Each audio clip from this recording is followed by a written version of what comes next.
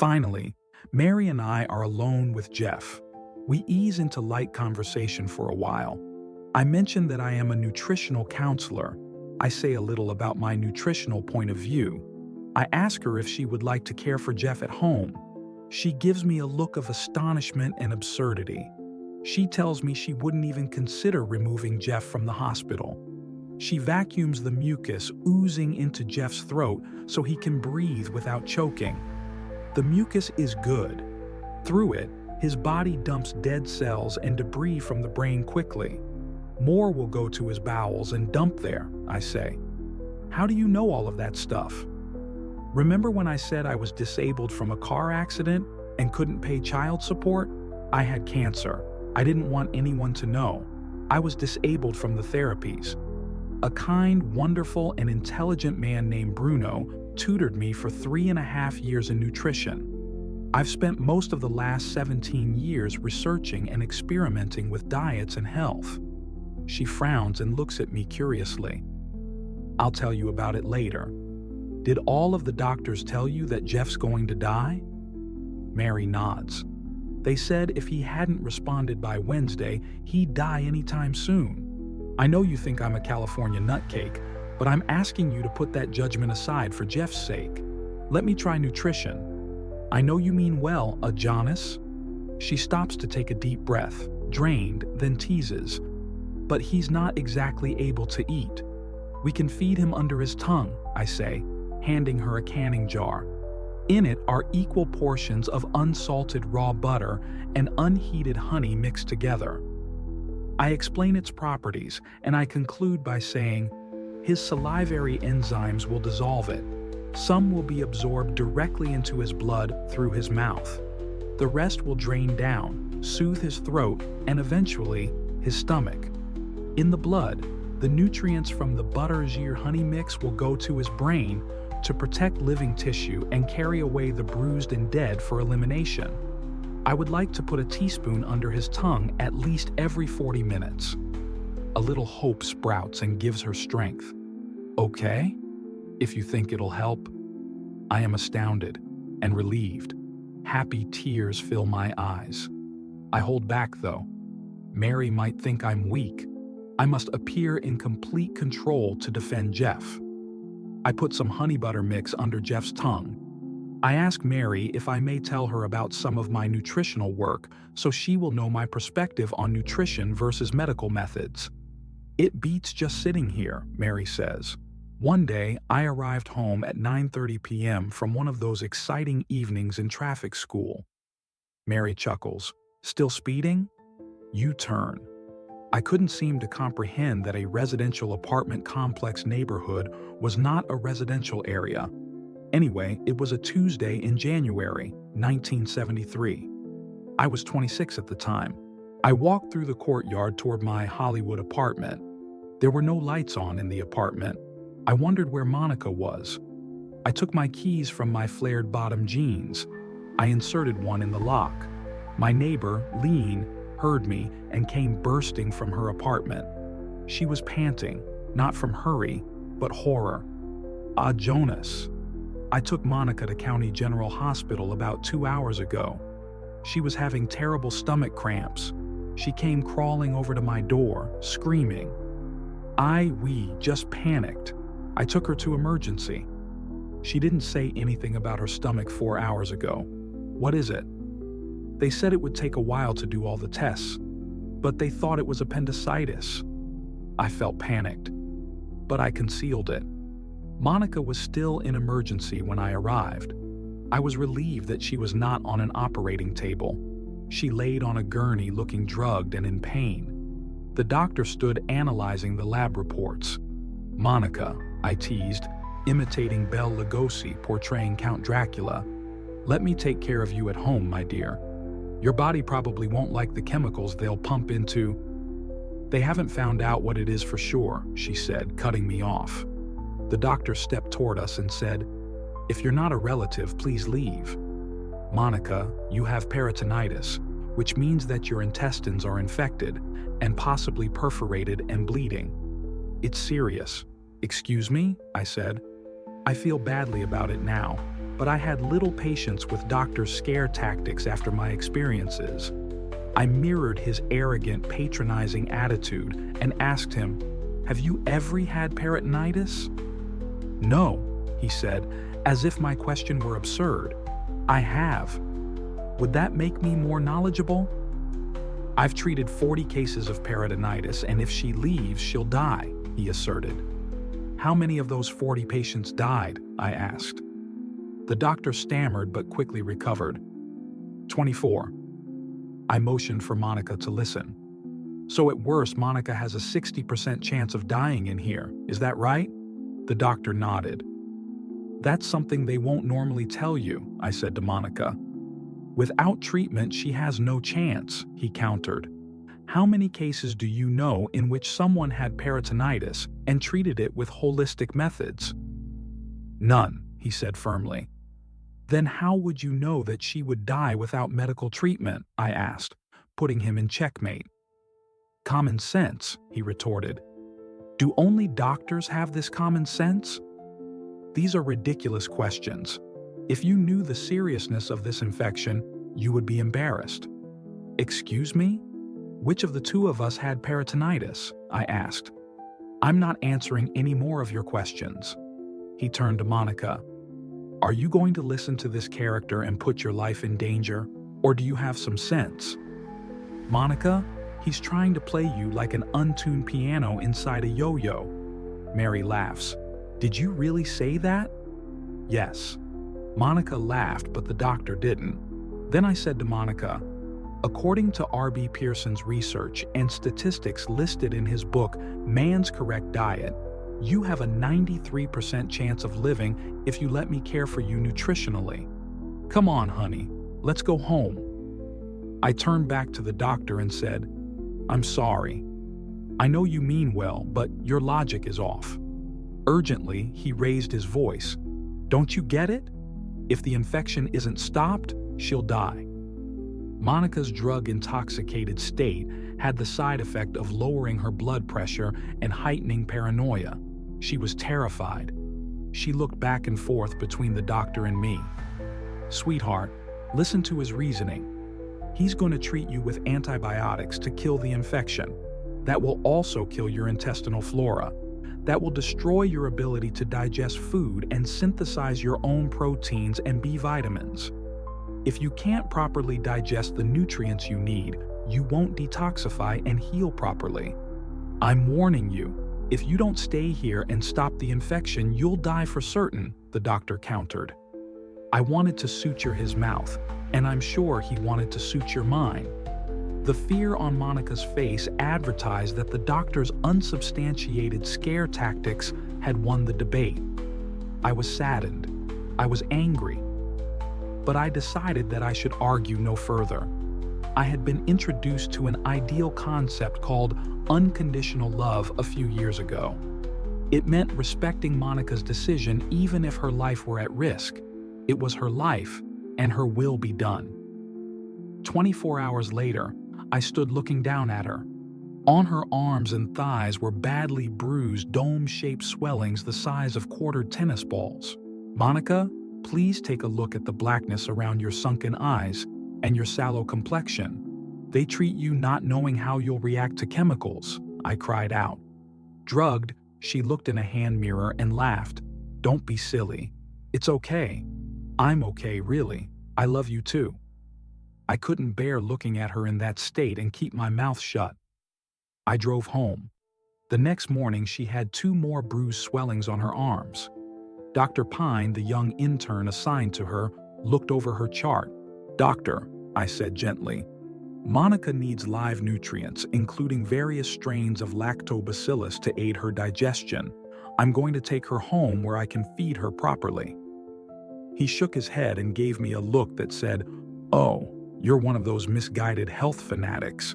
Then he said aloud, "Eating will exacerbate the infection. I'll give her a prescription for all the vitamins and minerals to be added to her. IV, don't worry. We're taking good care of Monica." "Why does she have these lumps and bruises all over her body?" I pleaded, and then added, "They aren't healing.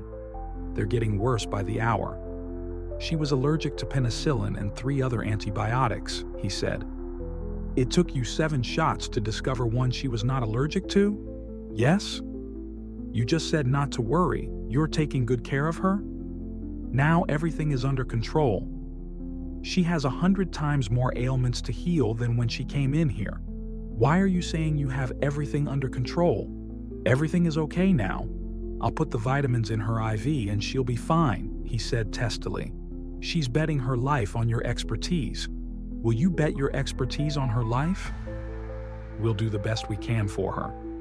We can't promise anything, he said. Doctor, please, you just said you had everything under control now. Why won't you put your expertise on her life? I'll put my holistic logic on her life. I'll even put my life on her life. Why won't you? We're not miracle workers. Will you excuse me? I have many patients in this hospital who need my help, he said, unnerved, and briskly walked out. I tried to convince Monica to leave, but she was too intoxicated and drowsy. In the evening of Monica's 5th day in the hospital, I stood over her. Her entire body was sallow with areas of black and blue. She had a milky stare that I had seen in animals just before they died. I realized I had to act. Monica, I pleaded, you have to get hold of yourself. You have to become sober so you can examine yourself. She was so drugged she didn't care. You have to refuse your sedatives and painkillers so you can make a clear decision about whether you're being helped or damaged. The nurse is due to give you your 8 o'clock shot. Refuse it, please, just until the doctors get here in the morning. Please, baby, please, she smiled. I placed in her hand a jar full of liquefied raw foods. This will aid and soothe your intestines, I said. What is it? She whispered.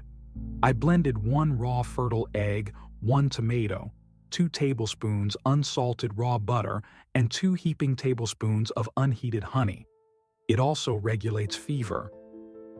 It doesn't sound very tasty, she whispered. Will you give it a chance? She sipped it. Then, I guess because it was the first food she had in days, she gulped it.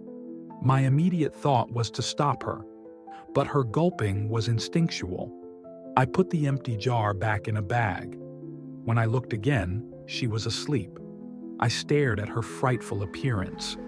I remembered how beautiful her blushing color and pretty skin had been. An hour passed, and the raw tomato butter formula had sobered her enough. She argued with the nurses against taking any more medication that night, and she won. The next morning, I said to Monica, "Sweetheart, look at yourself." I pulled the covers down to her ankles and lifted her gown. She looked at herself in horror. "Oh my God, I'm going to die." "Not if you let me take care of you." I wondered how I knew that. "I'm scared, Aajonus. I'm afraid too. Yet I'm certain that excellent health and raw, live foods are as connected as falling and gravity. The doctor said if you ate anything, it would make you worse. Your abdomen didn't swell and bruise from the raw food mixture. It has given you strength. God, I love you, Monica. Don't die on me, please. Please let me help you." I explained the 3 different food formulas I devised to get her well. "Did you marry her?" Mary asks. "Number, we were together 5 years. Haven't you found anyone you wanted to marry? It took me 17 years to stop dreaming about you. How could I have stayed married while dreaming of you?" It's an awkward moment for both of us. I continue the story. Monica agreed to go home. I gave her another jar of the tomato and butter mixture to drink. I went to the nurses and asked them to remove Monica's IV and catheter. They refused. While I analyzed how to remove Monica's catheter, 3 security guards, 2 nurses, and 3 large male orderlies hurried into the room, stopped abruptly, and stood watching me. If I had caught it on film, it would have looked like one of those old black and white Buster Keaton films with that sudden stop-and-go motion. I covered Monica. Immediately following came 3 doctors with the same comical go-and-stop motion. One of them was the intern, Dr. Pine. With the humor inspired by the moment, I turned to Monica. "They're having a going-away party for you. Isn't that sweet?" She can't leave here. I won't release her, said Dr. Pine. The gall these guys have is amazing, I thought. I laughed, a short, breathy laugh that was enough to insult him. That was not my intention, but it happened. I turned to Monica again. Do you want his permission to go? I knew I was irritating the doctor. I had mixed feelings about it. I was still angry at doctors in general. She can't leave this hospital unless I release her, and I won't. He turned to a nurse. Call her mother right away. Dr. Pine, you've been really kind, and thank you. I'm leaving here now. So if you don't remove this tube for me, Aajonus will, Monica said, so diplomatically and maturely. She seemed like a wise old empress. Her manner affected everyone. They all turned to Dr. Pine. He seemed alarmed that his authority was being challenged. I won't release you. I won't be responsible for whatever happens if you leave this hospital, he said. I accept what you say. Now will you or a nurse help me remove this, please? Monica firmly implored. Again, everyone looked at Dr. Pine. He stood there staunchly. Help me, Aajonus, she ordered. I pulled down Monica's covers. I looked around at everyone. This is not a show. I started to lift Monica's gown, but Dr. Pine stopped me. Wait. A nurse will remove it. Let's talk about this. This is a life and death infection. Do you think some voodoo will save her? Whoa, I said. You thought throwing vitamins and minerals into her IV would help. It didn't. We will cure her with foods. That's all I have to say. If at some time in the future you are interested in what I feed Monica, I'll gladly tell you. Thank you. Just then, a nurse returned and blurted out, her mother says she is not to leave this hospital. Her mother's voice rang through my head. I dreaded her intervention. Do I look underage, doctor? Pine? Monica said, growing angry. Her mother's order had the opposite effect of what I had feared. Monica, Dr. Pine paused. Please, take a few prescriptions I'll write for you. Monica and I simultaneously raised our surprised eyebrows at each other. The fascist air had thinned. Give me whatever you want me to take, she said. You must take an antibiotic to kill the infection or you won't have a chance. I'll give you a painkiller to take as you need. Call me here every day between 9 and 2, and I'll do whatever I can to help. The tension was still so high that the phone ringing startled all of us. Monica looked at me. We knew who it was. Hi, Mom. I'm just about to leave the hospital. Call me at home in about an hour, okay? I'm walking out the door. Call me at home, Monica said. She looked at me. She curled and twisted her smiling mouth, warning me. She tried to hand me the phone. Exaggeratedly, I shook my head and waved no. Monica laughed the way she did when I had been unintentionally acting silly. It'll be easier on all of us later if you can make some sense to her now, Monica said, still laughing. I was amazed at how much energy she had gained from the last tomato and butter drink. Reluctantly, I took the phone. Hi, Ruth. Monica's divorced mother insisted I call her Ruth. It seemed to remove the generation gap. I liked that, and we liked each other. It's you forcing Monica to leave the hospital, isn't it? I've only fastened a chain from my car to her ankle. This is not funny. Ruth, you've seen Monica's condition since she's been in here. I'm certain she'll do better at home. The nurse said she'd die if she leaves the hospital. Ruth's blood pressure was rising. What would they say if she died in the hospital? The treatment was a success. We stopped the infection. We're sorry Monica's dead, and here's the bill. Dr. Pine gave me a look. Ruth argued, parroting the doctor's every word, although her concern was genuine. I understand that perspective, but it doesn't make it right just because a doctor says it. You think lawyers are a big rip-off, right? Well, doctors are well educated like attorneys, I countered, knowing it was a cheap shot. Dr. Pine and the nurse glared at me. If my daughter dies, Ruth paused, I'll kill you. It's just something you say in a fit of passion, Mary says. It sent a chill through me because she meant it. The nurse's voice announces through the intercom above Jeff's bed, "The doctor is on the phone about Jeff's x-rays." I am delighted. I get up, feel Jeff's forehead and put some honey butter mix under his tongue. I tell Mary a quick conclusion to the story. Monica left the hospital in a wheelchair and was bedridden. I convinced her to flush the antibiotics down the toilet. Her mother threatened to skewer me on a clothesline. I fed Monica the mixtures. Within 5 days, Monica was on her feet and blending the food mixtures herself. In 6 weeks, she was back in ballet classes. That was 72 weeks sooner than the doctor said she would if she survived in the hospital. I was so astounded by her rapid recovery that I vowed to eat only raw foods. Mary seems impressed and hopeful. The fear that I might let her down suddenly hits me. Even so, I must advance into battle or lose Jeff. Jeff needs to be off medication. He needs to be conscious to eat and recover, I say. Mary looks pensive and doesn't answer. I leave her to think about it.